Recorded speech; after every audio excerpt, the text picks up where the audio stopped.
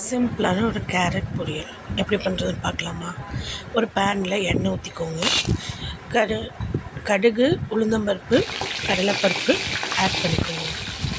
நல்லா ஆட் பண்ணி ப்ரௌன் கலரில், அதாவது கோல்டன் ப்ரௌன் வந்ததுக்கப்புறம் கருவேப்பிலை ஆட் பண்ணிக்கோங்க. பச்சை மிளகாய் ஆட் பண்ணிக்கோங்க.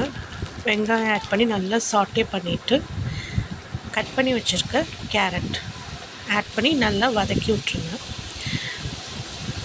கொஞ்சோண்டு உப்பு ஆட் பண்ணிக்கோங்க. இந்த காய் வேக எவ்வளோ தேவையோ அந்த உப்பு ஆட் பண்ணி நல்லா வதக்கி விட்ருங்க. மஞ்சத்தூள் ஆட் பண்ணிக்கோங்க.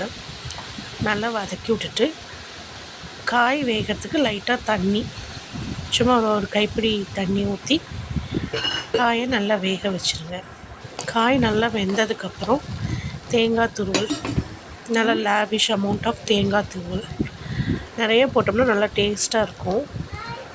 போட்டு நல்லா பரட்டி விட்டுட்டு ஒரு 1 மினிட் வச்சுருந்துட்டு கொத்தமல்லி தூவி இறக்குனிங்கன்னா சிம்பிளான ஒரு கேரட் பொரியல் ரொம்ப டேஸ்ட்டாக இருக்கும். ட்ரை பண்ணி பாருங்கள்.